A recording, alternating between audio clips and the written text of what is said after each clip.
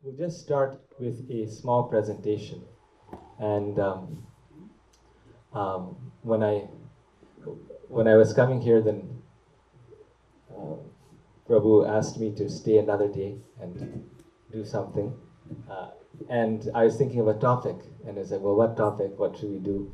And we just had the 1 year Tirubhav observance of His Holiness Gopal Krishna Goswami Maharaj, who recently left this world a year ago.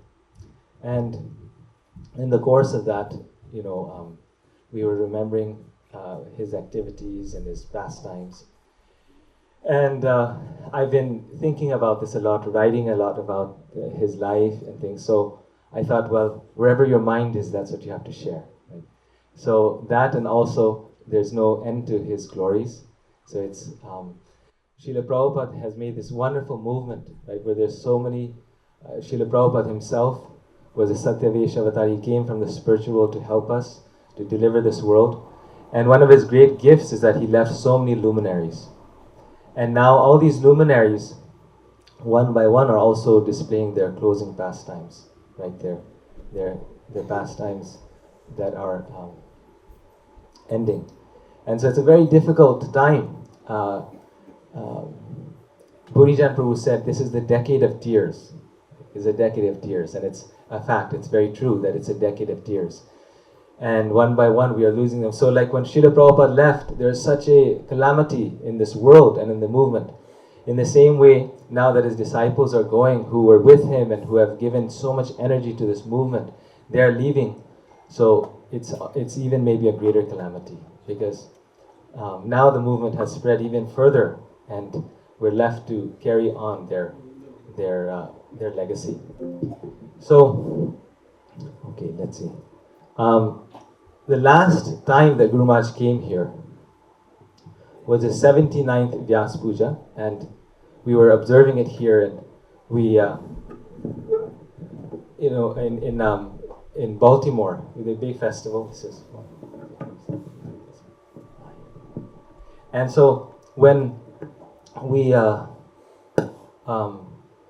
were there, then different devotees were giving their glorifications of, their prayers, all these things, and Guru Maharaj called one of us, and he spoke to us, and he said, "This is very good. This is okay, but first I should speak." We had started glorifications without giving him a chance to speak. So I always, whenever we do anything, I always let Guru Maharaj speak first for about 5-10 minutes, so we can directly hear his words, allow him to preach, and then we can say something. So I'm going to start with a short video, and then we'll get into the presentation. This is Maharaj is giving in 2013 a lecture in Moscow. So His Holiness Gopal Krishna Maharaj went about 75 times to Russia. 75 times. Preaching in Russia was one of the first instructions, you could say one of the key instructions that Srila Prabhupada gave His Holiness Gopal Krishna Goswami Maharaj. He sent Tamal Krishna Maharaj to China, and he told His Holiness Gopal Krishna Maharaj that you go to Russia. So Russian yatra and Russian preaching is very much part of his service. And he was there, he was GBC there for all the way up to his departure, and a few years before that he started to pull back, but he was GBC there pretty much his entire life and service to Srila Prabhupada. So actually I'm going to go a little more behind here. Actually, maybe I should start with this. Those who are his disciples, not to single anyone out, but maybe they can introduce themselves. Just so then you can also share at the end. We'll all share. So yes. Priyasaka Prabhu. Yes. Harisaru Prabhu. Jagadish Prabhu. Hari Krishna. Yes. And Mataji.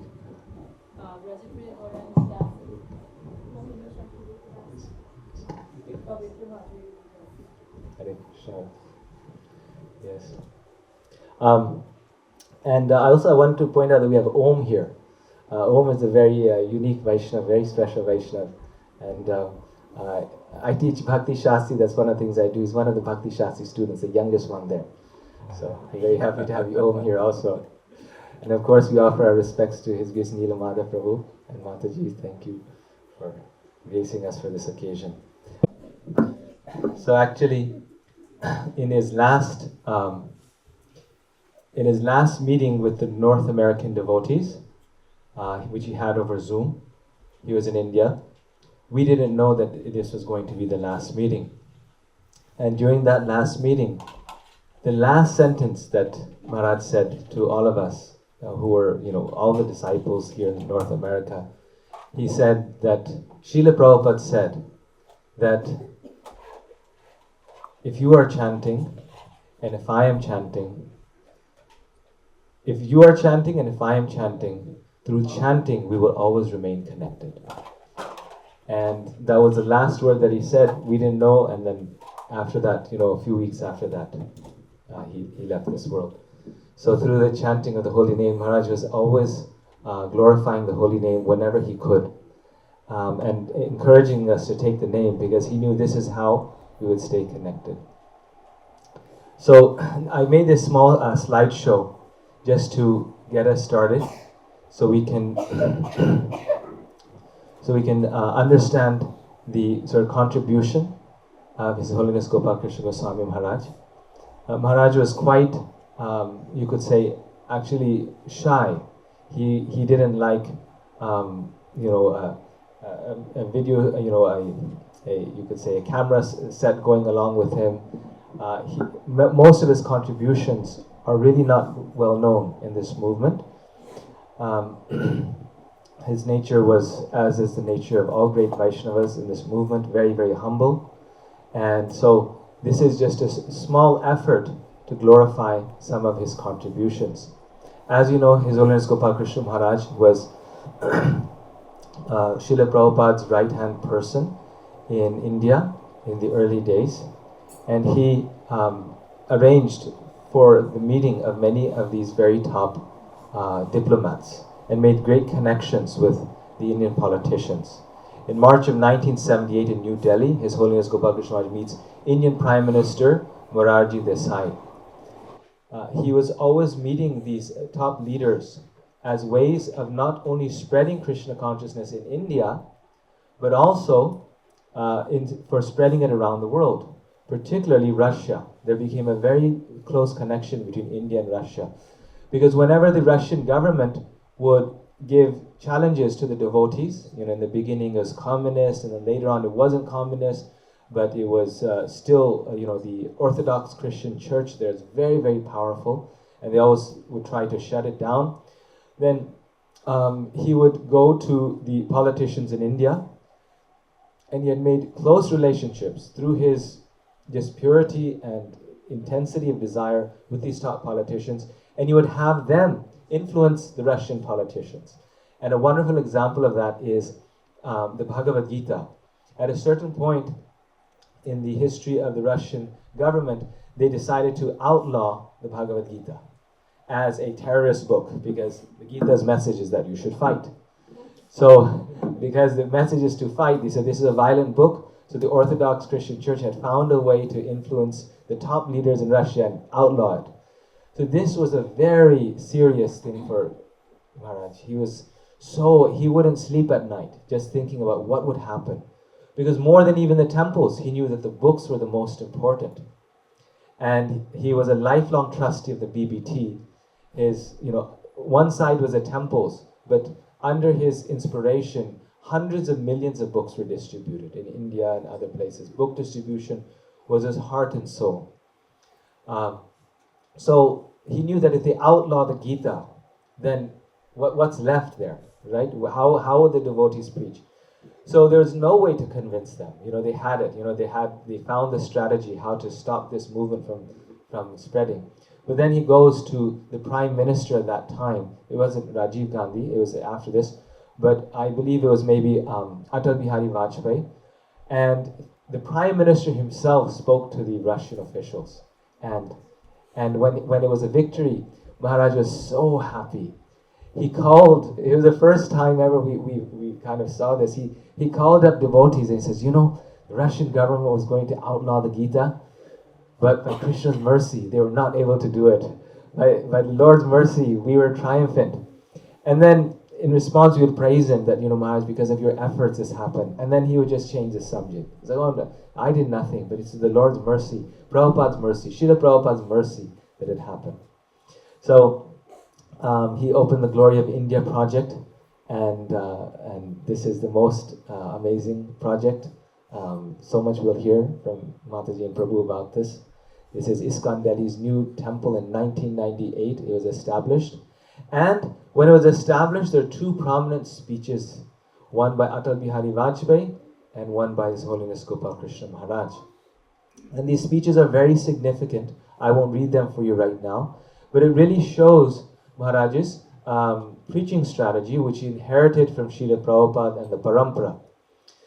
But before I tell that, there's actually a pastime where Srila Prabhupada tells Guru Maharaj that you should go and speak with, this is the time when Atal Bihari Vajpayee was not Prime Minister, right? He was not the Prime Minister of India. And the devotees were struggling for visas. The American devotees would not get visas. If you read the Lilamrit, this is a big thing, that Prabhupada was trying to bring the Western devotees, but they would be sent back because they weren't getting visas. So Srila Prabhupada sends him to Atal Bihari Vajpayee. And Prabhupada tells him that you cultivate him, because one day he will become the foremost leaders of India. And sometime after that, he becomes the Prime Minister. So Atal Bihari Vajpayee was also classmates with His Holiness Gopal Krishna Goswami Maharaj in Paris, in Sorbonne University. They studied together. They knew each other. Maharaj was very, very highly educated. He had a degree in business from the Sorbonne University in Paris, which was like the top in Europe at that time. And then he had a second degree in an MBA from Montreal. And that's where he meets the movement in Canada. So he came from a very aristocratic family, and he was one of the, you could say, the intellectuals, the leaders at that time, because he was studying in places during his time that were the top universities, which are like Harvard and Oxford today. And he was studying with these politicians who later on became very top people. So he actually had a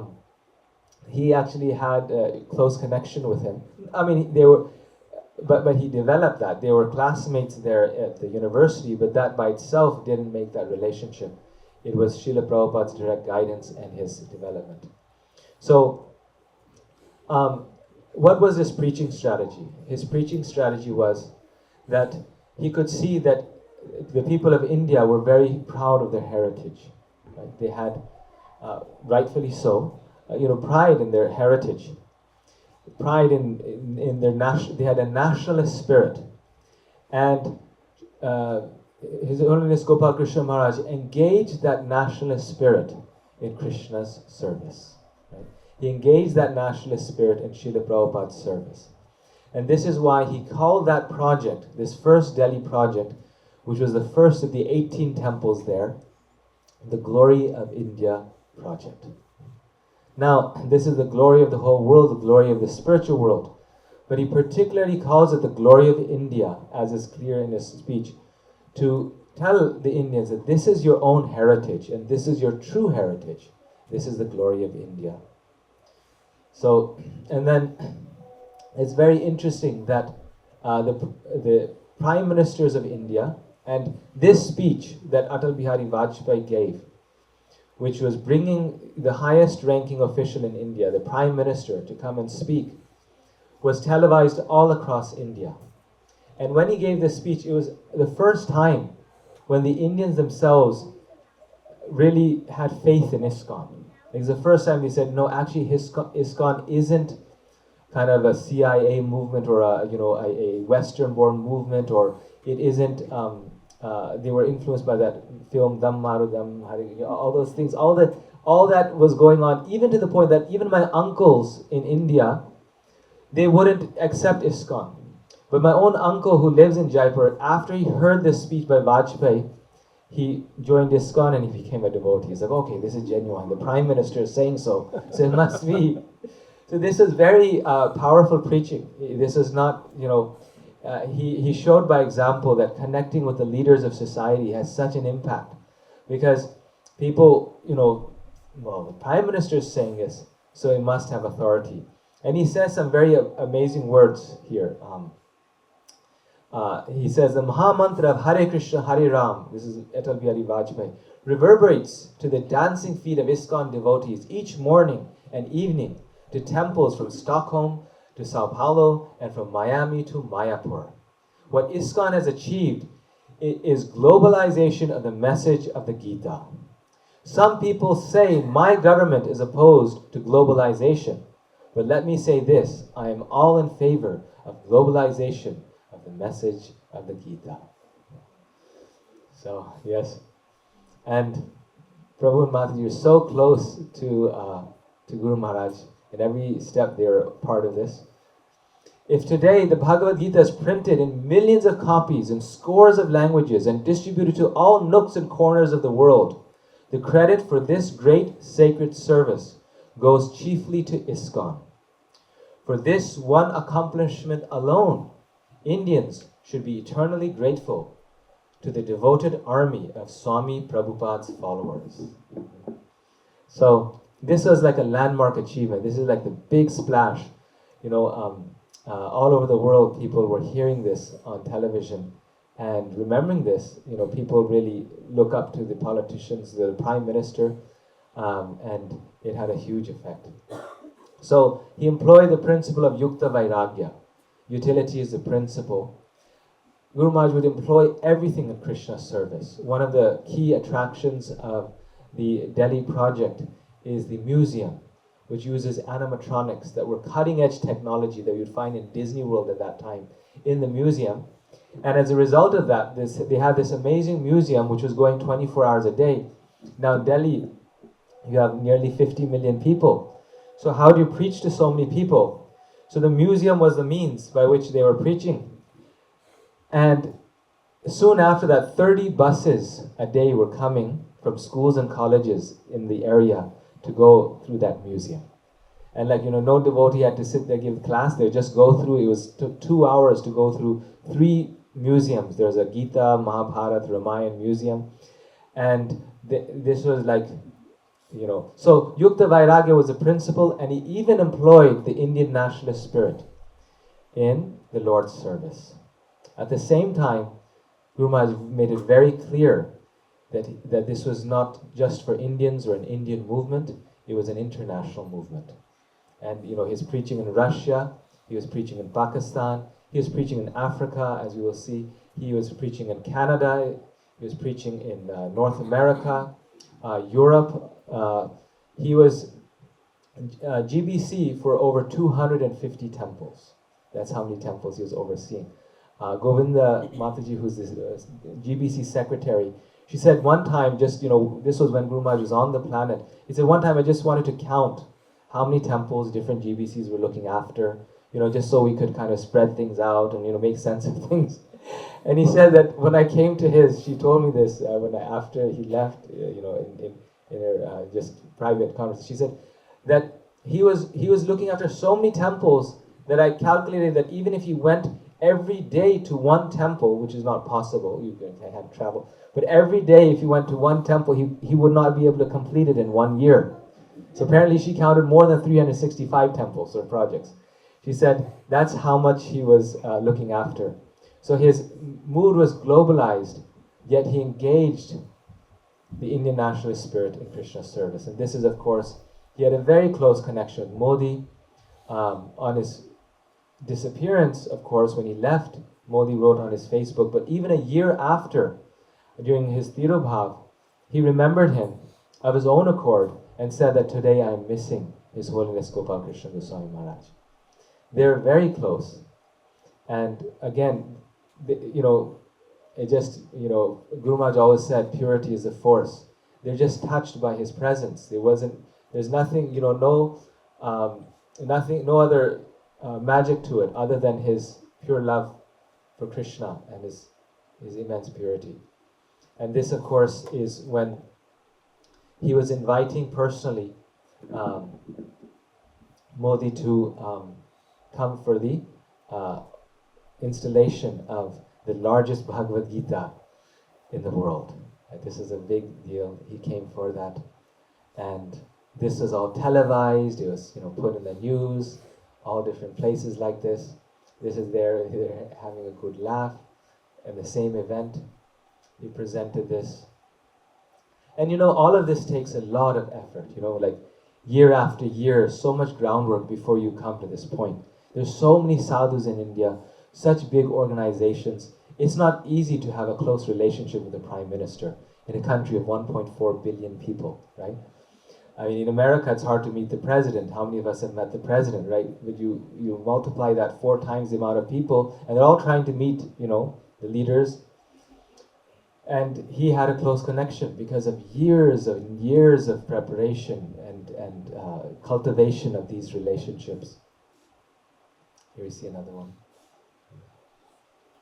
So he made Bhagavad Gita a symbol of ISKCON and Indian national identity. And this is actually a picture of him standing. This is a few months before he left, of the huge Bhaktivedanta Book Trust warehouse that was built in Mumbai. This is one of the last, you could say, major projects. He wanted a massive warehouse where Prabhupada's books could be stored in the millions and millions to be distributed all over. And so this was different messages. Every Janmashtami, the Prime Minister would come and also share a message. Guru Maharaj's service didn't slow down during COVID. This is during COVID. He had, his dream was, his whole focus was Srila Prabhupada. His life and mission was Prabhupada. Guru Maharaj used to say, every ISKCON, every project in ISKCON, people say, well, Maharaj, this is not your project. He said, it's my project, this is Prabhupada's project. My project in the sense that I support it, I serve it, I support it because it's Prabhupada's project. His whole focus in life was glorifying Srila Prabhupada. And towards the end, that became so hard. His separation from Srila Prabhupada became so deep, and it was so hard that anyone would even start speaking about Prabhupada or ask him a question, he would choke up with tears. He would, the moment he would start speaking about Prabhupada, he would start, crying. So during COVID, he thought, well, this is a great time. Let's work on releasing a coin, a commemorative coin and a stamp in honor of Srila Prabhupada. And he had Narendra Modi and the whole Indian government, everyone release this coin so that in the whole of India, Prabhupada would be glorified. First of all, it's a coin that's been released by the Indian government, and the person releasing it is the Prime Minister. How much that will be remembered. And in his speech, Prime Minister Modi, he says, I just condensed it here. He said, Prabhupada, these are his exact words, Prabhupada had supernatural devotion for Lord Krishna. So it wasn't just that, well, he was there, but we see the extent of his appreciation. Prabhupada was also a great devotee of Bharat. He fought the freedom struggle of the country. He had refused to take his diploma. He lists all these things, Narendra Modi. Whenever we go to any other country and when we meet people there saying Hare Krishna, we feel a sense of belonging and pride. Prime Minister said that the same feelings will be there when he even said that ISKCON is an example of his own government, that he wanted the Make India products to get the same affinity. India can learn a lot from ISKCON in this regard. So, such a deep respect he instilled in these people for Srila Prabhupada. Never wanting any stamp or glorification for himself, but only for Srila Prabhupada. And this is him meeting the President of India at that time. So now, this is the part where Radhika Kripa Mataji has a massive contribution. So this is the Delhi NCR's 18 temples. There are 21 now. Now there's 21. But before he left, he completed 18, right? 18th is is... opening up in August now. Yes. One opened already on just 3 days back in Kerala. Wow. Yes. So it's going to be 21. 21. He completed the 18th, and literally like a week or two after that he departed. Yeah, 2 weeks. 2 weeks I after. just shared some pictures with you. Okay. Right now. Okay. Yes. So these are the 18 temples right here, and the final one, the last one, which he opened. And so it wasn't. These are not like, we have places where there's one big temple and there's 17 other preaching centers that people call temples, but they're simple buildings. But these are 18 actual temples, like huge, massive temples. Rohini costed how much? 150 crore temple. This is the 18th one, and others were 100 crores, 80 crores, 120 crore. And then in addition to that, there were, there's over 100 centers. So these are the temples, those are the centers, and there's thousands of bhakti vrikshas in the DC metro area. And this is all of the design work and the artwork that Prabhu and Mataji did. Yes, he's a master designer, artist, using it in Krishna's service. And he is so happy with this, Guru Maharaj. This is, you can see, it just speaks for itself. And here we see he's giving the last class that he gave, the actual class that he gave. First and last. He gave in Rohini, yes. Right here we see. Here he is. And then these are the beautiful deities. In all of these temples, there are beautiful deities installed. Over, a few hundred deities he installed over the course of his service in ISKCON. And these devotees, of Srila Prabhupada's disciples, like His Holiness Bhakti Charu Maharaj, Radhana Maharaj, Jayapataka Maharaj, Satsuru Maharaj, like the extent of service that they did, like, if all of us combined could do in one, what they did in 1 or 2 years, if we could do in a lifetime, it would be, something. It was just extraordinary. And Prabhupada actually said this, that Krishna sent him very special souls. So the people to help Prabhupada were also extraordinary. And, beyond material estimation, the amount of service and success they had. And these are, we have Panchatattva there in Rohini, right? Because he wanted to bring Mayapur to Delhi. And one of the last deities that were installed were Nrsingadev in Delhi. This is his dream. He was very, very attached to Lord Nrsingadev's worship. And he wanted it almost a decade before, but the deity ministry wouldn't give permission, because Nrsingadev worship is not ordinary, right? Like the story in Mayapur, right? The whole town, the city can burn up if you don't serve them properly.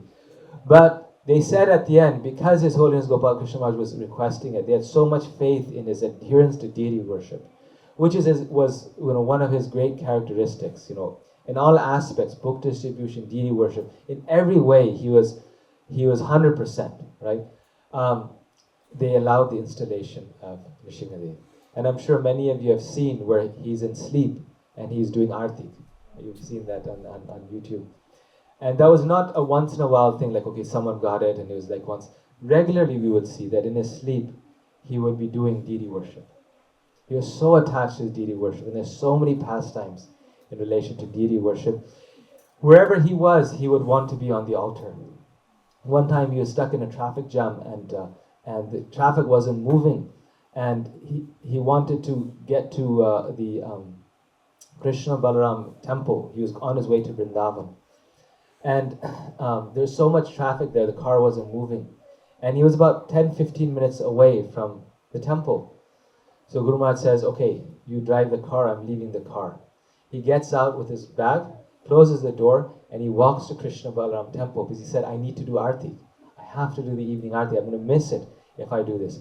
He walks there, he goes in his room, he showers, and as there's like 15 minutes left for the arti to start, he was like, Maharaj, what are you doing? This is like the GBC of ISKCON Vrindavan. He's the guru of like thousands of people there who are there. And he was just walking through the traffic. It's like his ecstasy.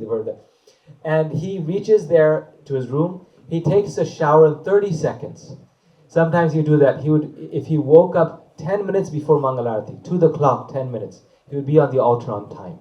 One time he woke up at 4:23, and he was, the servant was apologizing. I'm so sorry, Maharaj. You'll miss Mangalarti today. He says, no, I'm not. He gets there, and then when he's there at 4:30, he turns over to his servant and says, "See, I made it." And so goes up there, and he goes on the altar, and he starts doing he does worship for Krishna Balaram. Every day he had so many management duties, right? So many temples. A person is, look, this is my service, so I don't have to do deity service. He had so many duties, but every day he would be on the altar, and not just once, but multiple times a day, right? He would be on the altar in the evening, but the most famous thing is that he would never be missing a artik during Mangalartik. He was on the altar for Mangalartik. Wherever he was in the world, he would wake up and he would be on the altar for Mangalartik. Didn't matter where he was, what time he arrived, how tired they were, he would be there for Mangalartik. One more thing before we go on. One time, again, this was in Vrindavan. This was the case everywhere, but I remember one time in Vrindavan, the curtains opened, Krishna Balaram, and he always did the arti for Krishna Balaram in Vrindavan in the morning. And when they opened, then a few devotees, we saw that Maharaj was not there. He was always there doing Mangalarti for Krishna Balaram. This is like something without any doubt, you will see. But one day he wasn't there. And so when he wasn't there, one would think, well, he's not there. But this was in the early years, so Maharaj was staying alone in his room. Later on, there was always someone with him. But before he would stay alone, and he would walk alone to the temple in the morning. And we would also walk there in the morning. The servants on the side, in the side rooms, they would be there in the morning. And so we noticed that he wasn't there. Now, we knew that anything could change. But the fact that Maharaj is not on the altar could not change. And so we got really afraid. Something must have happened. Something must have happened. How is it? Maybe he fell somewhere or something. So he went running up to his room. This was on the second floor of the guest house, Vrindavan guest house. He went to his room and opened it and went inside. And he was sitting on his chair, so intensely looking on. We were just almost afraid to go in. He's looking in the chair and sitting there. And we went in. We thought, did you do something wrong? What happened? Did the water not open? How is it possible? Anything could break, but the lines of his sadhana, like they say, they were etched in stone. That could not change. And Maharaj looked up at us and he said, I feel like killing myself. So what happened? He said, I have never missed a Mangalartik in the last 45 years of my devotional life. I've never missed a single Mangalartik unless I'm sick. And I missed Mangalartik today. So at that time the servant was Balaram. He was this Russian boy, very tall. He had a nice sense of humor. And he said, oh, Maharaj, you must be then therefore you are sick. Because otherwise you can't miss. Like he had the presence of mind. At that time, we didn't know, we were speechless what to say. He said, Maharaj, you must be sick. He says, no, I'm not sick. And he looked at his hand like this, I'm not sick, no problem, I'm not sick. He says, no, Maharaj, you must be sick. And so then after a few hours, this was like 4:30 in the morning, they called a doctor. And the doctor checked Guru Maharaj, and he checked his temperature. And sure enough, Guru Maharaj had 102 degrees fever. But he didn't know that he had fever. And he was just thinking, how did I miss Mangalartik? But so the point being that he never ever missed Mangalartik in his entire life, unless he was sick. He never missed the morning program. He never missed chanting his rounds. He never missed his sadhana. And this was the example that he set for everyone. And sometimes he would sleep only 2 hours at night.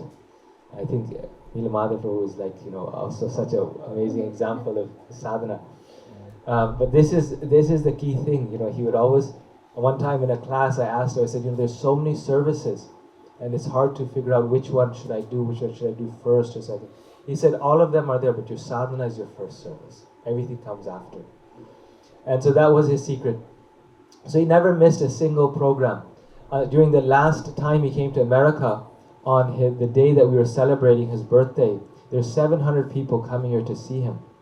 And on that morning, that night before, I requested Guru Maharaj, I said, Maharaj, when you wake up early in the morning, then you lose your voice. And tomorrow you're going to be giving, 700 people are coming just for you. The whole auditorium was full. There was like, everyone was coming. People had a sense, like, this might be the last time we see him. And if you wake up early, you'll lose your voice. He could not, you couldn't hear him speak. His voice, he would lose it. Doctors would tell him, take rest, all these things. And when I told him this, Maharaj looked at me with like a little disgust. He said, how can you say this? And I said, no, Guru Maharaj, just please, don't wake up in the morning. Guru Maharaj got up in the morning, the next day. He woke up, he did his whole morning program, and sure enough, an hour before the Vyas Puja, the celebration, it began, Guru Maharaj lost his voice. And he lost his voice. And we were in the room, he lost his voice. But Guru Maharaj looked at me and gave a smile. And in that smile, he clearly said, it was without a doubt, he said, I don't preach with my words, I preach with my purity. And so he didn't mind losing his voice, no problem. I won't be able to speak, but I won't miss my Mangalarti. I won't miss my morning program. He was smiling, he was completely happy that he had lost his voice, no problem. I got up for Mangalarti. When his Mangalarti was done, he's like, okay, the main business in the day is done. Everything else is details. All my preaching work, everything else is the details. So in addition to doing altar seva wherever he went, he had his own set of deities. He traveled with 250 plus Shaligram Shilas and a full altar. These are his Gauranitai deities, which are now being worshipped in Moscow, the main temple in Moscow, Russia, and his whole set of Shaligram Shila. And we would go everywhere with these. And wherever he went, his place of residence was a holy place with hundreds of Shilas there. This is now outside of India. This is in Berkeley, San Francisco. This is in the DC area. Maybe some of you see yourselves here. This is in Seattle. This is in Vancouver, Toronto. Sorry, this is Toronto. On his morning walks there. This is in Boise, Idaho. This is the first time he came there. Boise, Idaho is a place in the Rocky Mountains which is only famous for, who knows? Potatoes, yes, potatoes. So when we came there, we were the second Indian family, and there were about 80,000 people there, and 2 Indian families. Yet Maharaj had, not only was he looking after these big projects, but he had such a spirit of starting Krishna consciousness in small places. Like out in the middle of nowhere. It wasn't just Boise. He went to Regina, Canada, like places where there was no one. And he would go there every single year just to develop those places, just to develop them. Every town and village. This was such a big thing. And it was only because he came every single year that today there's a temple in Boise, Idaho. It's right next to the university. For the Idaho now, it's booming actually. Because everyone from California is moving there. And we have a huge temple there, a very wonderful one for the size of the city. But it's just because of his determination. And the first time I saw Guru Maharaj was like, I was a few years old, so that's me standing there next to him. And so I saw a picture. This is when we had July 4th Rath Yatra, and Maharaj is sweeping the floor, like Maharaj Brata Parudra. This is the Rath cart. We would join the July 4th parade, and he would want, in so many places he would do this, he would want to sweep the ground in front of Lord Jagannath with a broom. And this is Rath Yatra there. And today if you go to Boise, because he came there every single year, we have a little memorial for him. It's not a samadhi, it's a memorial. According to GBC rules, we're not allowed to have so many samadhis, so it's just a memorial, because he stayed there every year. Every year he would come for a few days, and he said, this is my rest stop. And the devotees there actually were so fond of him that they actually published a book in his memories. My parents, they've been there for 40 years, and they sort of compiled it and put it together. Then this is in Africa. So as though, India, Russia, Canada, he was GBC of Canada until the end as well. One of the GBCs, there's a few there. America was not enough, he would go to Canada. Sorry, Africa. This is Kenya. Yeah, so Africa and in Kenya. So Kenya, this is this is This is Kenyatta Conference Center, the main conference center in Nairobi. yes. This was the fourth. This was the Rath Yatra occasion, and all the dignitaries. Whenever he was there, he would, it had to be grand. It had to be all the dignitaries of Kenya were there, right? With Mahavishnu Maharaj, and so many people you see have come. And you see he was giving a speech there. This is the Rath cart. And the Africans, they were joining. And Maharaj never took credit for these. Of course, all of these accomplishments, so many devotees, countless Vaishnavas worked on this. But his dedication to these places, that's what we see. Year after year. Sometimes Africa, he would go twice a year. He would visit there. I actually have a separate slideshow of just Canada with 160 slides. So I just put a few here. Yes, here. And even the Africans were pulling Lord Jagannath. Yes, so there, under his inspiration, guidance, he inspired Umapati Prabhu to go there, and Umapati Prabhu gave his life to that place, which at that time, moving to Africa was a big sacrifice from India. Like, if you've been in India, you don't just move to Africa. They established the beautiful Radha Banki Bihari deities in Africa. There we go. Yes. And yes, these are the times when they're in the temple. This is the beautiful temple there. Africa had nothing. The place was just in, the ISKCON temples there were in shambles. And after Umapati Prabhu and, His Holiness Gopal Krishna Maharaj, year after year, were developing this place, they built these temples there. And the devotees, all the devotees there. And this is him giving initiation, and you see so many Africans also getting initiation in the Nairobi temple. I can share this slideshow with all of you. This is nothing private. This is see all these African devotees. It's preaching is still going on. Amazing. Now they have a whole apartment complex there. Everything. They have all the areas around it. All of They theirs. have got the Nairobi temple. They Yes. have many houses around it. There's Go on, lots of buildings there. Yes. He came here. He came here, isn't he? Yes, he's amazing. Good. So all the buildings, everything surrounding that place. And there also, he came there with his deities. His deities were just like, it's amazing. And for 1.5 hours every morning, I must mention, he would worship his personal deities in addition to the altar service that he did. And he wouldn't eat until he did this worship. Yet he had to also meet a few hundred guests a day. So sometimes generally, the first meal he would have in the day was at 3 o'clock. And that was not good for his health. He knew it was not good for his health. But he would even, he would sacrifice his health for this. So this was Kenya, this is Mombasa, where now there's a very grand temple. This was the old temple. And these are the Mombasa beautiful deities. Yes. And something very special about Mombasa, you'll see here, anyone knows what's special about Mombasa?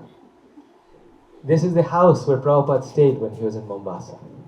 Prabhupada also went to Mombasa because the ocean there was very healing for his health, so he went and he stayed there. This is in Kisumu. Yes. Lake Victoria. Lake Victoria. It's the largest lake in Africa. It's Yes. Maharaj Prabhu, and I think that's Kundri Prabhu. Pundarik. Yes. And this picture is very famous now. He had this special garland. The flowers are amazing. Yes. And he's looking at the plot next to, this is the yacht club there. And there is a plot next to the yacht club. He's actually looking at that plot, and that plot is Kundri Prabhu has a plan to make the Jagannath temple there. Wow. So when I was there, he called up Guru Maharaj, we were talking to Guru Maharaj. Wow. So Guru Maharaj had actually sent me to Kenya for preaching. Wow. So I was in Kenya, and then he asked Umapati Prabhu to send me to all the places, organize a trip for every place, he said, where I go. So I went to Mombasa, I went to Kisumu, and there Pudrik Prabhu showed that plot to me, and then he spoke to Guru Maharaj right at that time.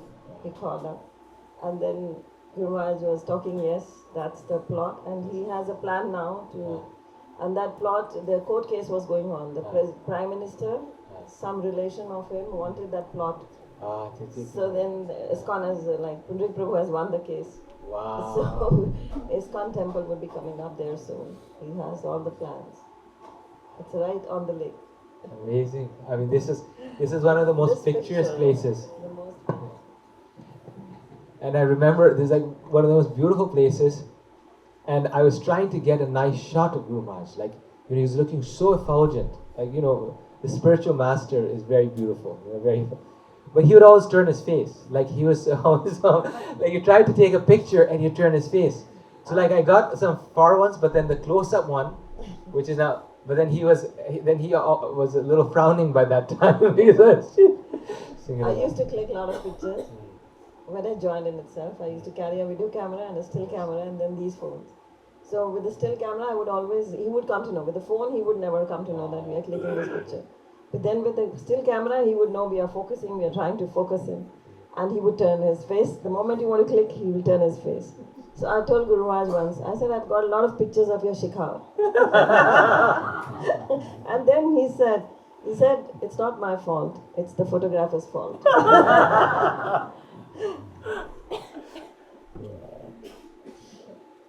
And then this is a school in Kisumu, and they're doing school preaching. Or they took all of school preaching, meaning so many orphans, and they're making them into devotees. This is a school run by devotees at that time, and you see him standing there in the middle. And then these kids, they did a massive harinam. They're like dancing outside. There's actually a nice YouTube kirtan produced by these kids. Lord Chaitanya's Moon is Rising. Look that up on YouTube and you'll find it there. So this is in Kisumu here. And then from Kisumu, Guru Maharaj went to Kampala. And this is one of, I don't like to share so much of my own with that, but this is one of my cherished pictures that I still have. Somehow, by Krishna's mercy and my father's mercy, actually, he saved this picture. He was driving, and as he was driving, I think Umapati Guru mentioned, we're passing the equator, and Guru Maharaj just, he had this kind of, way, like he would endear people by his affection. So we were driving down fast, and we had passed, and he just said, we passed the equator. And Maharaj said, stop the car, go back. We'll take a picture there at the equator. So we stopped the car at the equator, we got out, and he insisted, let's take a picture here, let's take a picture. We took a picture there at the equator. He even went to the equator, right? He even looked at the camera. Yes. This is one that he wanted. He said, just to show, it was like a part of that Lord Chaitanya's movement is spreading to every nook and corner of the world. Even at the equator, we went there. Yes. And this is Mahavishnu Maharaj and Guru Maharaj. They were doing a program together. Mahavishnu Maharaj, he would play the accordion, and Guru Maharaj always loved the accordion.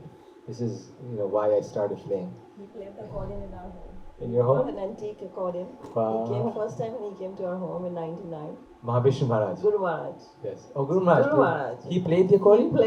He doesn't know how to play it, but he just took it up and then he played it. And then he said, Mahavishnu Maharaj, he plays this. Wow. And then it is a 1947 accordion we have, an antique Prabhu has. So Guru Maharaj was very fascinated with it. He picked it up and he played it. We still have that. Wow. Yes. In his last trip to America, he came and I thought Guru Maharaj is now not singing anymore. So when I came to Baltimore, then I came without my accordion. I was like, no need for an accordion because Guru Maharaj is singing. So I came and after I offered my obeisance, he said, "You didn't bring your accordion?" like you came. So then on the spot we had found a music shop nearby, and we got accordion twice the price that it should be. We had to buy an accordion immediately. So he wanted the accordion played during the kirtans and all these things. He liked it so much. But yeah, so this is here with the leaders in Africa. Just flipping through these. And then the last one is Russia. Right, Maharaj went so many times in Russia, and some of the pastimes in Russia are so wonderful. They're so amazing. He had such a, he would meet people. This was a big thing that of his service. He said one time that my service is meeting people. He made it a point. I mean, though someone else would have said, "Look, I have so many disciples now. 30,000 some disciples he had by the end, and I just can't meet so many people." But he would meet 200 to 300 people there, especially even just like a year before he left, when his health was okay, and until the end of his health, there would be lines of people outside of his room, and by the end he would meet every single person. He would meet them for a few minutes or 2 minutes, and he had such a sense, like meeting him. Okay, he met them, but met him, what happened, right? No, he would meet them for 1 minute, and whatever had to be said to that person or connected with that person, he would figure it out and he would say it. And so every person, it was like a historic moment for them to meet Maharaj. One time I remember, this is the last time when he came, my wife Devi Murthy, she got Brahman initiation, and we also had a sense that we were like rushing to make it happen, and so it happened, and she got it. So after that, we went up to his room, and Guru Maharaj had told during his class that everyone who's getting Brahman initiation, during the class, he said, should learn this verse. It was the required verse for all the Brahman initiate candidates in the Gita, where Krishna describes the qualities of a Brahmana. Shamo dama tapa shocham shantir arjavam eyojicha jnanam vijnanam astikyam brahma karma svabhavajam. Okay. So I have to know that verse. So we went there, and he was interviewing he's meeting each person. So it was her turn. So I also went in with her, and Guru Maharaj looked at her very sternly and said, "So did you remember that verse?" And she had just gotten initiated, and she kind of knew it, but she didn't. He said, "You must memorize this verse. As a Brahmana, you must practice these qualities. Shamo, Damo, Tapa, Shocham, Shantir, Arjava." And he was really emphasizing that, you must know these things. You're a Brahman, and you must know Shamo, Damo. Now, these are all the qualities, like peacefulness, self-control. So I was sitting on the side. In my mind, I was just like, this is great. My wife is here, and he's telling her, Shamo, be peaceful, tolerant, Damo, Tapa, Shocham. I was just like, bask, yes, my wife will now have these qualities, or what. And then he turns over to me, he says, "And you too. You should also practice these." So immediately, he just sensed whenever there's some pride in the heart or something, immediately you do that. Another time, we were in Vancouver, and all devotees had these experiences with him. So this is just an example. My father, this was many years before, and Guru Maharaj was always there for Guru Puja. And the rule was, he had told everyone, you must come for Prabhupada's Guru Puja. Because whenever he would come, devotees would do Guru Puja to him. So, but his point was always that everyone has to go for Prabhupada's Guru Puja. And then whatever you do in the day, but Prabhupada is always in the center. So he had given that clear instruction to everyone, and Guru Maharaj was always there for Guru Puja.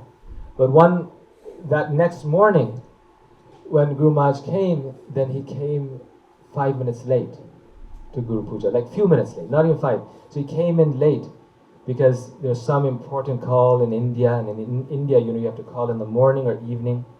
So he came late, and he came in quickly, a little bit in a rush.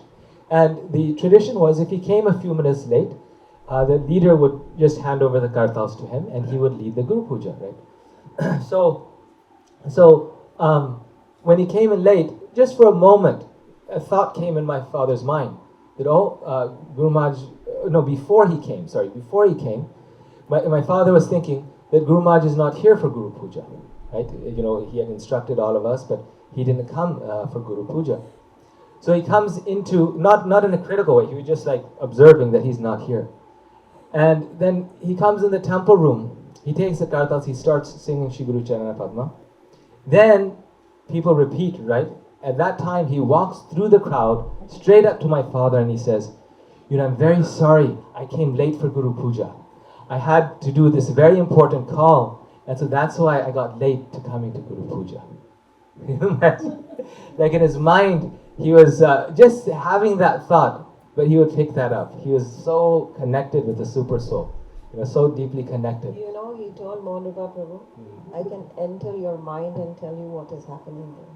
And everybody, those who are near him, they can tell this. He usually answered that thing which was going in your mind. He would not go here and there. Just particularly with that thing he will tell you. Everybody has their own experiences with him. Guru Maharaj clearly said, I can enter into your mind and tell you. So true. Yes, Mataji. Yeah. One time I remember, what you said reminded me, I had this experience of, I was coming to India, this was 3 years ago, I think 4 years ago, maybe 4 years ago, yes. And that year, Guru Maharaj had gotten a little sick. He had an angioplasty and he was in the hospital for some time. So the plan was that he was not coming to US that year, and the following year then he did come. So I was thinking to spend the summer there in India with Guru Maharaj, because he would always come and we would be a month here with him. So this time he was coming, so I was going there. And also that same summer, it was my brother-in-law's wedding. Now he's the only son in the family, he's the youngest, so it's a big deal for for my wife's family. And she had already gone there before to help with the marriage preparations.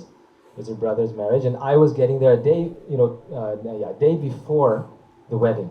So I was getting there like the morning before, and the next day was the wedding.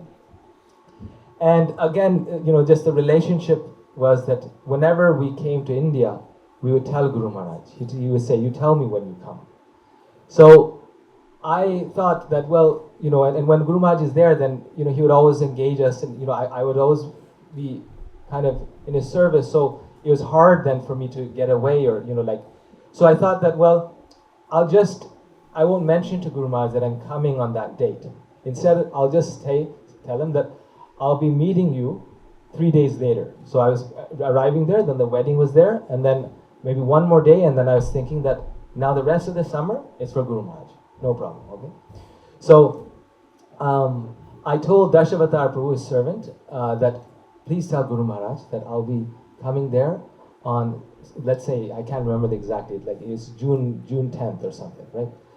And I was there on June 6th. So I didn't tell a lie, but I just told him that that's when I'll meet him. Because I thought, let me just finish the marriage service, a few days, and then I'll go see Maharaj. Well, I came from America all the way to India, and then when I arrived in India, the plane landed, got through customs, went through customs, and as soon as I passed customs, my phone started ringing. And when I saw the phone was ringing, it was Dashavatar Prabhu. So I just told, a few days ago, I told him that, I'll be meeting Guru Maharaj 3 days later, I'll be in India then. I hadn't mentioned to him when I had coming to India, which is the thing that I was supposed to do. So I'm looking at this phone ringing, I'm thinking, I can't pick this up, if I pick this up, then, how do I explain, So I didn't pick it up. And I then went to the airport, to the baggage claim, got my baggage, and then went to my in-laws' home. And when I reached the home, then again the phone rang. And the phone rang, and I'm looking at this phone, second time calling. So I picked it up, and Dashavatar Prabhu was on the phone. He picked it up, I offered my obeisance, Dashavatar Prabhu was on the phone. He said, Guru Maharaj wants to speak with you. So he gives the phone, and then I'm on the other line, and I offer my obeisance to him, and then immediately I start explaining myself. I said, Guru Maharaj, I just got to India, but the reason I didn't mention this to you is because, tomorrow there's a wedding, and we have this wedding, and then I was thinking of just doing the wedding, and then the day after, I'm planning to come, and then I'm with you for the rest of the month. I'm going to be there, at the temple for the rest of the month. And he says, oh, you're here in India? I said, yes, Maharaj, just tomorrow I'm going to do the wedding. It's a very important one. And he says, oh, so wedding comes first, Guru comes second. I was just, completely taken aback. And then he said, today is the appearance day of Sita Devi. And we're having Abhishek on the altar.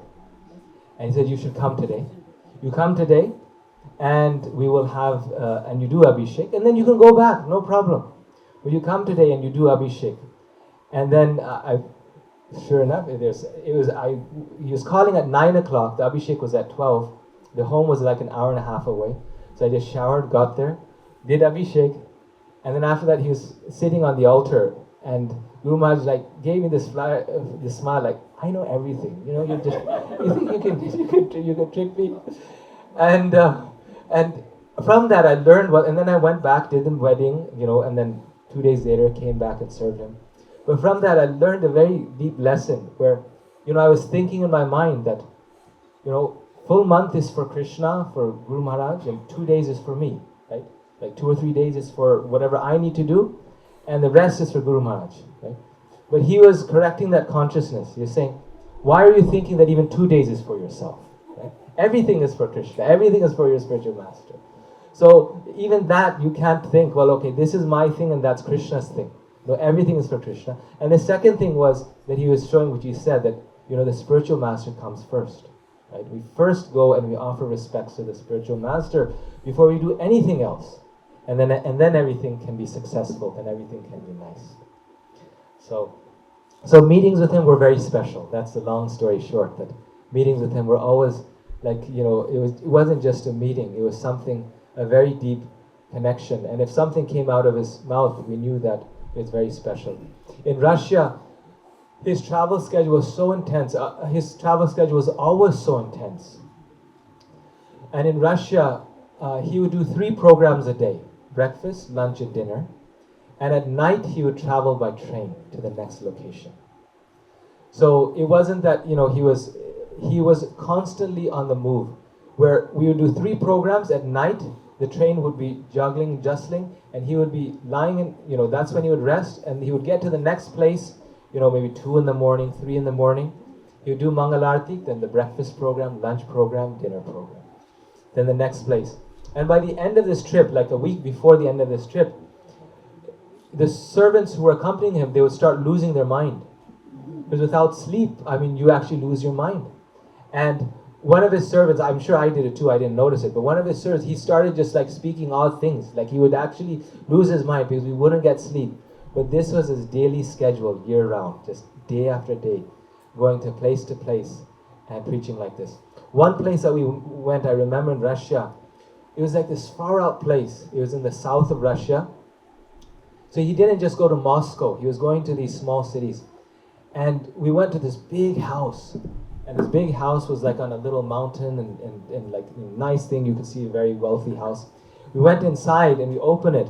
And inside is this Muslim like man with a turban and big black beard. And we go in, and for a moment I was like, maybe we came to the wrong door. Like, Guru Maharaj is here in his orange robes, this is a Muslim man. Like this, we go in, and when we go in, next to him, there's 4 or 5 ladies standing next to him. Those were his wives. And then his kids came out. There had 30 kids there. His whole family was there. It was 40 people total. And then this man and these ladies, they all offered obeisances to him. And then Guru Maharaj starts talking to them and all these things. And I don't understand Russian. Guru Maharaj actually spoke some Russian, and he also had a translator. And then after 10 minutes, I realized these were his disciples. There's a Muslim family there that had become his initiated disciples out of the middle of Russia, because southern Russia has large Muslim communities, and he was preaching there. Okay, we're just done here. So this is him on a walk in Russia, and these are the parting words that on May 5th, 2024, when he departed, he gave these parting words. And this is from parting words from the president. All the leaders in India were offering homage unto him, recognizing that this was a great soul who had left. And then he entered Nitya Leela on May 5th, 2025. Srila Prabhupada ki! His Holiness Gopal Krishna Goswami Maharaj ki! Go Brahmanandi. Every year when he would come to America, he would spend, in the beginning, he would spend like almost 2 months, and then he reduced it. Then I would accompany him during his America trip. So anywhere from 1 month to 2 months each year. And then I took like a year off from college during that time for almost a year. That was kind of the longest stretch that I was with him. I traveled with him to Russia, actually 2 times, and then Africa, and stayed with him in India. So over the course of like last, maybe 25 years every summer, and then 1 year kind of full. So yeah, but that wasn't enough. At that time, I didn't value it so much. That's my only great. There's one summer that I didn't travel with him, and that summer I was like, in my 18, 19, in my teens, and I was thinking that I should like enjoy life a little bit. I'm a teenager, my friends are there, all these things. And some devotees had also convinced me, like, self-care is important. Take care of yourself also, right? Take care of yourself. So 1 year I'll actually, this is one of the, it's better if I read it here, 1 second. And then we'll play these videos that Mataji had sent. This one here. There we go.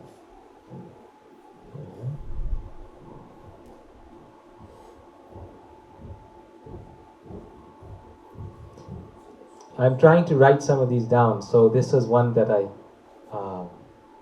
wrote down, and it's the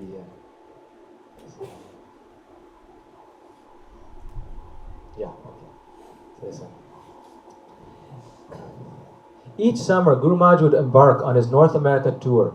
In the early years, he visited many places and sometimes stayed in North America for up to 2 months. His journey would take him to over 20 cities in North America, and he would stay like 2 days in each place. In Boise, he would stay 24 hours, or sometimes, one time we got 48 hours, and we were thinking, wow, he stayed a long time, including those he did not visit in recent years, such as Milwaukee, Chicago, Montreal, etc. My seva from 1996 onwards was to accompany him in North America each year. This meant that my summer was most dedicated to his service. Influenced by, some devotees, I'm just skipping here, encouraged me to prioritize, self-care, and I felt that I had some more important service to do than traveling with my Guru Maharaj. Influenced by this chatter and desiring to relax during the summer, I decided 1 year not to travel with Guru Maharaj, despite his personal request for me to accompany him. I planned to meet him only when he made his regular visit to Boise. However, even though I chose not to travel with him, I often thought about him and felt a deep sense of guilt. Knowing that my absence left Guru Maharaj without an assistant, sometimes in the early years he wouldn't come with an assistant. So he was without an assistant during certain parts of his trip. About 2 weeks before Guru Maharaj's scheduled visit to Boise, I was spending time with friends at the Boise River. We were using a rope tied to a tree to swing and jump into the river. I decided to join them, but I slipped and fell on the river bank, hitting a rock and fracturing the fibula bone on my leg. When Guru Maharaj arrived in Boise 2 weeks later, I met him wearing a cast. Although I had not traveled with him or served him, Guru Maharaj was very kind. So I hadn't traveled that year, and I broke my leg that year. I immediately got the point. Right? So he asked how I got hurt, and I told him the story. After hearing my tale, he said, "Oh, Krishna saved you. You could have been in a wheelchair for the rest of your life." Interestingly, my orthopedic doctor had also told me that I was very lucky, as the damage could have been much worse and permanent.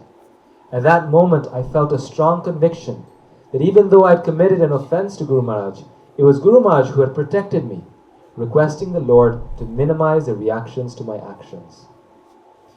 Disobeying the order of the spiritual master is one of the 10 offenses, and it brings serious reactions. And I could understand that his mercy had protected me. So this is one small incident where yeah, I skipped his service, and what this was the kind of the memory of that. Prabhuji, thank you very much.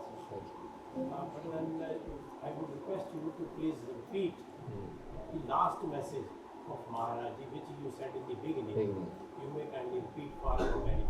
Okay, yes. So in the last meeting, when we were about to leave, then when he was finishing up the meeting on Zoom, and Guru Maharaj told the disciples, he said, like people were really missing him because he was very ill, at that time, and we wouldn't be able to see him very often. And he said, we're not able to meet, he said. However, if you are chanting, Prabhupada said, again he would always quote Prabhupada, however, he said, but Prabhupada told us, and similarly he was telling us, Prabhupada said, if you are chanting there, and I am chanting here, then we will always remain connected through our chanting. So he gave us the method by which we could stay connected by chanting Krishna's holy names.